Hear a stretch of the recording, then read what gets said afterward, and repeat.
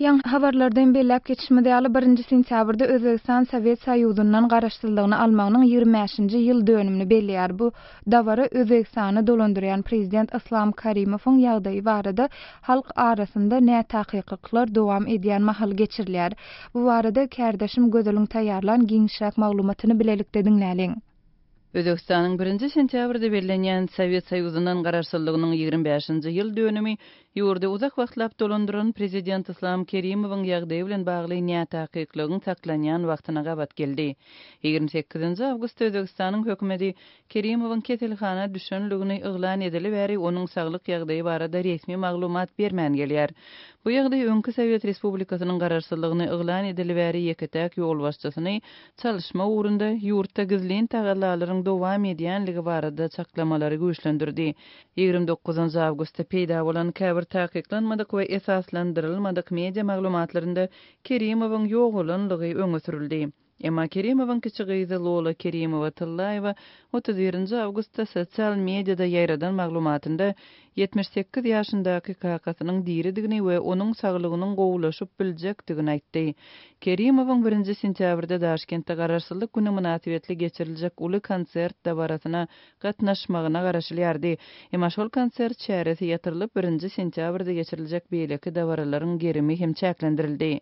31-nji awgustda Giýişlik Özbegistanyň döwlet telewizionynyň alyp barjasy garaşsyzlyk güni münasibetli adatça prezident Islom Karimow tarapyndan edilýän gutlagy çykyşynyň mazmunyny beýan etdi.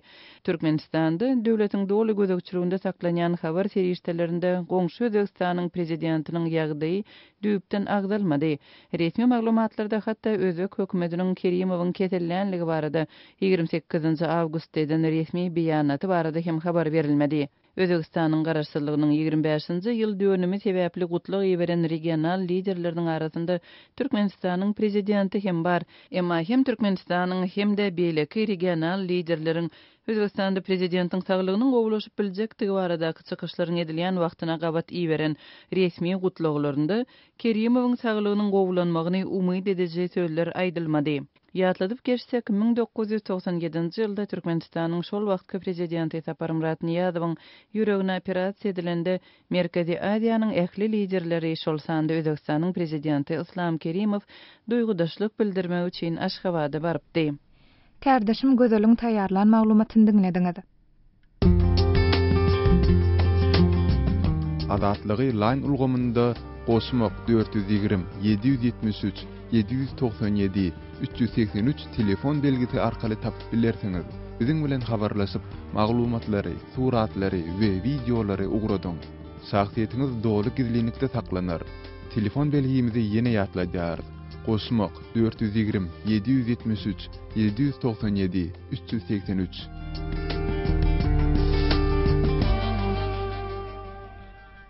Yapon ve Türk kampaniýalarynyň konsorsiumy Türkmenistanda bahasy 1,17 milliard Amerikan dollaryna barabar bolan gazy gaýtadan işleýän zawody gurýarlar. Resmi maglumatlara görä ýurdun gün ortasyndaky Owdan şäherçesinde gurulýan bu zawodda tebii gaz özleşdirilip benzin önümleri öndüriler. Bu barada kärdeşim Ýowşan Anurwanyň taýýarlan maglumatyny bilelikde diňläliň.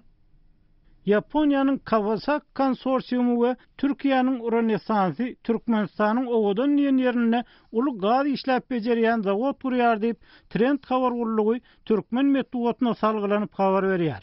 Türkmenistanyň neft gaz toplumynyň resmi maglumatyna görä bu zawodda tebii gazdan ýokary hilli benzin öndüriler. Bu proýekt Türkmengaz döwlet konserniniň tapşyrygy esasynda amala asyrylýar. Häzirki wagtda gaz işläp bejerýän zawod üçin günnogar içerki geçirjisinden 304 kilometre turbolaryň çekilýänini gaýdylýar. Bu zawod kämil gaz arasalaýjy tehnologiýalar düzüminiň gurulmagy bilen tebii gaz suwuk ýangyjy öwürmelik hemde soňra ondan sinez gazyň, metanoluň öndürilmegini, benzin çykarylmagyna şert töretmeli. Bu proýektiň jem magasynyň 1,17 milliard dollardy gaýdylýar. Täze gaz işläp bejerýän zawod Yapon tarapynyň maýet hemde Türkmengaz döwlet konserniniň maliýeleşdirmek esasynda gurulur diýip resmi maglumatda aýdylýar. Türkmenistanyň olarky vice-premier, olarky neft gaz ministri Nazar Söýünov bu proýekt baradaky pikir soralaryny Yapon firmalarynyň Türkmenistanyna maýa ýatyrmagy öňräkden bäri gazaklanýanlygyny görüň berdi. Ýönül Ýaponiýanyň suwuk gazylanýanlygyny, sebäpden olaryň mundan Türkmenistanyna tebii gaza däli suwuk gazy maý ýatyrmaga razy bolanlyklaryny aýdýar. И они были согласны инвестировать этот проект. Но в виде не природного газа, а в виде жидкого газа. Потому что экономика Японии работает на жидком газе. Nazar Söyünowyň sözlerine görä suwuk gazyň ýyladyş ukyby tebii gaza garany 2,5 etsekän. Emma bahasy gymmat çykdyjy bolsa az. Ol Ýaponiýanyň portlaryna şeýle gazlaryň ýürüýte ýasalan termoslara gaplanyp goýulanlygyny we soň olaryň gaz görnüşine geçirilip gerek ýerine ulanylýanlygyny aýdýar. Söyünowyň tasdiklamagyna görä Türkmenistanyň öňkü prezidenti Sapar Muratniýazow ilki Ýaponlar bilen şeýle proýekt üstünde işlemäge ruhsat berýär. Ýaponiýanyň daşary iqtisad aragatnaşyklar ministrligi bolsa bu proýekti maliýeleşdirmäge razy bolýar. Emma soň Sapar Muratniýazow häzirlikçe bu işi etmezlik kararyna gelýär. Netijede olarky Türkmen ministriniň sözlerine görä Ýaponlar şeýle zawody Katarda gurmagy karar edýärler. Ol bu proýektiň bahasynyň şol wagt 1 milliard 800 milyon dollar bolanlygyny aýdýar. Şol wagtda Nazar Söyünow häzir Türkmenistanyna gaz suwaltmagyň ýurduň diversifikasiýa meselelerini çözüp bilmejekdigini sebäbi munyň ýöneköy suwaldylan gazlygyny, onuň demir ýol bilen sisternalarda aňryk-garyk ýerilmeginiň mümkinligini, emma ykdysady planyna mesele çözmejekdigini aýdýar. Она в экономическом плане не решит проблему Туркменистана. Kardeşim Ýowşan Norwanyň taýýarlan maglumatyny dinlediňiz.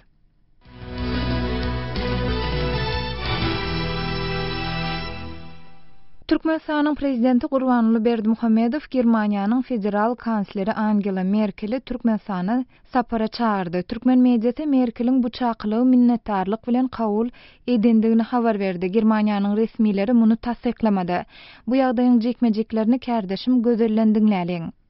Türkmenistanyň prezidenti Gurbanuly Berdimuhammedow Germaniýanyň federal kansleri Angela Merkel'i Türkmenistana sapar etmäge çağırdy. Bu teklip minnetdarlyk bilen kabul edildi. Saparyň wagt möhletleri diplomatik kanallar arkaly maslahat edilir diýilip Türkmenistanyň Döwlet Informasiýon Agentligi 29 awgustda habar berdi. Türkmenistanyň doly döwlet gözegçiligindäki mediýasynda berilen bu habaryň ýa-ni Azatlyk radiosu Germaniýanyň kansleriniň medeniýet gullugyna jaň edip Angela Merkel'iň Türkmenistana sapary boýunça planlary bilen gyzyklandy. Germaniýanyň kansleriniň medeniýet gullugy Merkel'iň Berdimuhammedowyň çakylygyny kabul edenligi baradaky maglumaty tasdiklamakdan ýüz öwürdi. Azatlyk radiosu bilen söhbetdeş bolan German resmiýeti Merkel'iň Türkmenistana sapar etmegine degişli meseleniň iki ýurduň ýolbaşçylarynyň birliginde geçirilen resmi gepleşikleriniň dowamynda gozgalmanlygyny we agdalýan çakylygyň diňe medeniýet konferensiýasynda orta atylandygyny bellädi. Türkmenistanyň we Germaniýanyň döwlet başçylarynyň 29 awgustda Berlinde geçiren resmi gepleşikleriniň ýa-ni jurnalistleriň öňündeden bilelikdäki çykyşynda Gurbanuly Berdimuhammedow men uly höwet hormat we tiýlik bilen hormatly hanym Merkel'i Türkmenistana sapar etmäge çagyrýaryn diýdi.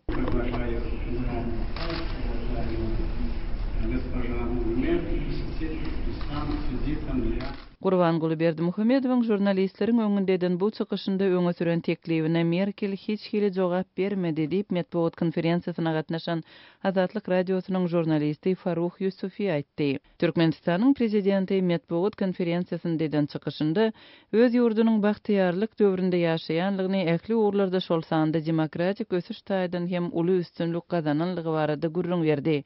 Berdimuhammedowyň jurnalistleriň öňündäki çykyşy 15 minutdan geçdi. Merkel 3 minut bilen çäklendi. Türkmenistanyň döwlet mediýasy şeýle-de Merkel'iň prezident Berdimuhammedow bilen geçiren gepleşikleriniň netijeliligini kanagatlanma bilen bellenligini we türkmen jemgyýetindäki demokratik prosesler meselesiniň gepleşiklerde gozgalanlygy barada aýdyp, olaryň hem pozitiv tendensiýa eýedigini bellenligini habar berdi. Jurnalistlere habar berilişine göre gepleşiklerde Türkmenistanyň adam hukuklary boýunça öýreti wekili ombudsmeni bellemek we konstitusiýany reformirlemek boýunça diýen hereketleri maslahat edilipdir. Türkmenistanyň we Germaniýanyň arasyndaky diplomatik gatnaşyklar 1992-nji ýylda ýoly goýuldy. Demokratik proseslere we adam hukuklaryna aýratyn üns berýän Ýewropaly lider hasaplanýan Merkel, iýul aýynda Merkezi Aziýada demokratik özgörüşlükleri bilen tapawutlanýan Gyrgyzstana ilkinji ýedek taryhy sapar edipdi. Emma şonda Merkel Gyrgyzstany garandy ykdysady taýdan has ösen Gazagystan we Özbegistan ýaly ýurtlardan sowlup geçipdi. Kardeşim Gözel'in taýýarlan maglumatyny dinlediňiz.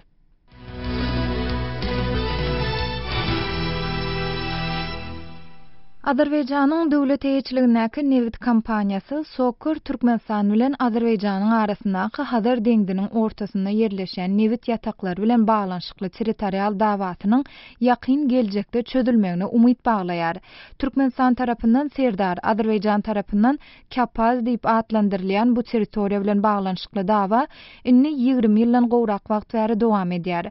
Bu barada kardeşim Ýowşan Anurwanyň taýýarlan maglumatyny dikkatiňize hödürleýäs. Azerbaýjanyň döwlet eýçiligindäki Nevit kompaniýasy Sokar Türkmenistan bilen Azerbaýjanyň arasynda esser dargaly ber dowam edip gelýän toprak dawasynyň ýakyn geljekde çözülmegine umyt baglaýar. Azerbaýjanyň Trend habar gurulugy Sokaryň birinji vice-prezidenti Hoşwagt Ýusufzadanyň birinji gün Bakuda geçen halkara energiýa maslahatyny aýdan sözlerini siterlýär. Olar bu ýangıç ýatagyny Serdar diýip adlandyrýar. Biz onu Kapaz diýär. Bu meseleniň ýakyn wagtda oňyn çözüljekdigine ananýaryn diýip Ýusufzada aýdypdyr. Ýusufzadanyň pikirine görä, bu problemanyň çözgüdi Türkmenistanyň Azerbaýjanyň geçirjilerini ulanmagyna mümkinçilik berer. Türkmen gazyny Ýewropa çykarmagyň şeýle ýol Türkmenistan üçin ykdysatdan iň amatly ýol. Biziň geçirjilerimiz Hazaryň tas ortasyna çenli çekilen diýip Ýusufzada bu ýerden Türkmenistany çenli aralygyň uzak däldigini hem sözüne goşýar. Ýöne Azeri resmisi iki ýurdun arasynda 20 ýyldan gowrak bäri dowam edýän toprak dawasynyň nähil çözülip bilinjekdigini aýtmandyr. Azerbaýjanly ekspert Azer Hasret meseleniň Aşgabat bilen Bakuň arasynda uzak wagt bäri maslahat edilýändigini, emma taraplaryň entek özara ýaramly çözgüde gelip bilmeýänliklerini, sebäbi iki tarapyň hem dawaly ýataklary özüniňki diýip hasap edýändigini aýdýar. Пока стороны не могут найти подходящий момент, чтобы решить навсегда этот вопрос. Ýönül taraplaryň bu meseleni häzirlikçe parahatçylykly we asuda ýagdaýda ara alyp maslahatlaşýanlygyny, şunuň hem gowdugyny belleýär. Azer Hasratyň pikirine görä Baku bilen Aşgabatyň Hazar deňdinäki dawasynyň çözülmegi üçin Hazar ýaka döwletleriniň ählisiniň Kaspy deňdiniň düýbüniň dol bölüşilmegi wagtda bir pikire gelmegi gerek. Решить вопрос разделения дна Каспийского моря полностью, и потом решаться, что кому принадлежит. Şondan soň Niranyň kime degişliligi belli bolar diýip olaýdýar. Azer Hasratyň ynanjyna görä Hazar deňdiniň durumy baradaky mesele çözülmese Serdar Kapaz dawasy hem açyklygyna galar. Türkmenistanyň Ozalky Nevit gaz ministri Nazar Söyünov Sowet Soýuzy wagtynda Hazaryň häzir dawa edilen ýerlerindäki türkmen sektoryny hem özleşdirmek ygtyýarynyň Bakuwa berilendigini ýatlamak bilen bu problemany bir ýan çözmegi mümkinligini, şeýle mehanizmyň bardygyny aýdýar. Есть механизм, как это дело сделать. Men 1992-nji ýylda Orset Kazakystan we Türkmenistan arasynda Kaspy deňdiniň düýbüni bölüşmek boýunça protokola gol çekdim. Şonda Azerbaýjanyň wekili hem bardy. Emma ol protokola gol çekmedi diýip Nazar Söyünov aýdýar. Мною было подписано в 92 году между Россией, Казахстаном, Туркменистаном, и был представитель Азербайджана. Он не подписал. Ozalky ministriň ananjyna görä şol protokol täzeden işe girilse dawaly ýatak türkmen tarapynda bolup çykar. И тогда вот этот Сердар и Капаз, она будет на территории зоны туркменского интереса. Orsetde ýaşaýan öňkü vice-premier Söyünov Azatlyk radiosu bilen söhbetdeşlikde hazırdaky dawaly ýerleriň çözgüdi baradaky tekliplerini türkmen hökümetine bir näçe gezek ýollanyny, emma hiç bir jogap almanyny hem sözüne goşdy. Birazdan Birleşen Ştatlaryň Chevron we Germaniýanyň Wintershall kompaniýalary Kapaz ýatagyny özleşdirmäge gyzyklanma bildirdi. Hazar deňdiniň durumy barada şertnama gol çekilmezden bu ýatagy bilelikde özleşdirmek barada karara gelinmegi Transhazar geçirjisi proýektiniň gurulşyny çaltlaşdyrar diýip Azerbaýjanyň Bernama neşriniň habaryny aýdylýar. Kardeşim Ýowşan Anurwanyň taýýarlan maglumatyny dinlediňiz. Azatlyk radiosu bilen Telegram arkaly habarlaşyň. Munyň üçin şu nomerleri ulanyň. Goşmak belgisi 420 773 797 383, Goşmak belgisi 420 724 168 983. Eger deslendik bir mesele ýa-da bolup geçýän ýagdaý barada maglumat bermek isleseňiz, Telegram tilsimini indirin we biz bilen habarlaşyň. Telefon nomerlerimiz Goşmak belgisi 420 773 797 383. Ýene bir nomer Goşmak belgisi 420 724 168 983. Azatlyk radiosu siziň şahsiýetiňiziň gizlilikde saklanjagyna kepil ýetýär.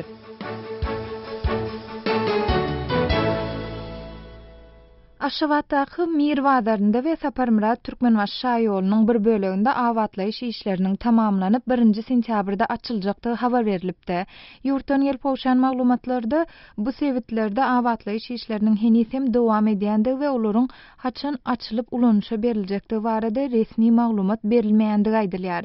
Biz bu maglumatyň jeňmejekleri bilen gyzyklanyp Aşgabatly ýazyjy we synçy Amanmurat Bugaýew bilen söhbetdeş boldyk.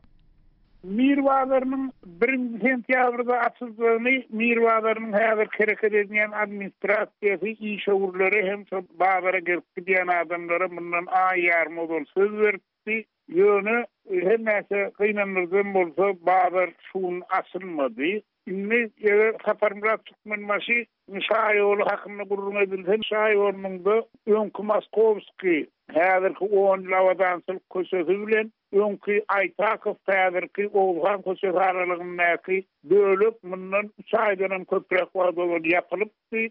Şonuň kysky möhletde ullanma berler diýildi, ol ullanma berilmedi. Inhok möhlet mundan şonu aslandyrdylar. Anyk telefoni 1 sentýabrda bilimler gününe başlaryna Saparmurat Türkmenbaş şaýolunyň da ýanky aglan ölümi açyldykdy. Ine diýen açylmady, wagdalaryna garly. Tekrar Amanmuradan edil häzirki pursatda bazaryň we şu şaýolunyň awatlaýyş işleri haýsy tapyrda şeýlede haçan açyljakdygy barada bir resmi taýdan maglumat berilýärmi? Mirwadarynyň haçan açyljakdygyny şu wagt edil kesipli aýdyp bilýän adam ýok. Sebebi odaly bilen bazaryň töwerekdaşyny awatlamak işleri häzir dowam edýär. Bu işler diýilende bazaryň 4 tarapyndan ýollaryň garasyna bardur diýilýän beton plitalaryny oturtmak dowam edýär. Ondan soňra bazaryň öz başyna 4 töweregine aýlanýan şol köşelerinde umumy uýurlugy orta tarap bilen 600-700 metreden ya bazaryň edil özü bilen maglýady galy şu bir ýylyň dowamyna bazaryň demirgalyk tarapyna 3 etajly çölewli awto stansiýasy salynýan. Gurulşyk zibilleri ýagny hapalar üýtgepen ýerler bar. Bular aýrmak üçin bir giden wagt gerek. Saparmurat Türkmenbaş şaýolunyň ýanky aglan bölüminde görür işler tamamlanan ýalam bolup görünýär. Ýöne şonda da şu taýda öňkü ýaly da köp barly bolmasa da işler var hem de gurulşyk tehnikasy şu köşeden hälçilik gatnaýa näme diýenmi dogry görüp bolanyp tekrar. Amanmurada bu ýagdaýyny ýaşaýjylara nähil täsir etdirýär? Bu ýagdaýyny ýaşaýjylara diňe erwet ýokdun görýän aýtmak gerek. Sebebi Mirwadary bir ýençeme 10 adam ýaşaýan mir etrapçylarynyňky ýeketek bagar. Şol üçin adamlar özüne gerek bir kiçik üçin ýol köpünsligini çekip beýlek bagarlara gitmeli bolýarlar. Galberde Aşgabatyň mir etrapçylarynyňky hususy eýetlikde dukanlary ýarym gizlin, ýarym açyk ýagdaýda işleýän olarda da aglyny satma giýilen gadaganlyk bolarlyk sebäpli adamlar ogry söwda edýän. Saparmurat Türkmenbaş şaýolunyň ýapdyrmagyň bir juda uly köpünslik görýär. Sebebi öň şokoçeden bolmanyny şäherçi gatnaýan awtobuslaryň 10'a ýakyn gatnaýar. 10 marşrutlar bardy, şol ýapypdy. Şuňam täze kuýuly başlandy. Mektep okuwçylarynyň da, mektep muallimläriniň da juda alyp ýerdäki awtodrollarda düşüp mekteplere ýarym kilometr, kemmen 1 kilometr ýol bermeli bolýarlar. Aşgabatly ýazyjy we synçy Amanmurat Bugaýew bilen geçiren söhbetdeşligimizi dinlediňiz.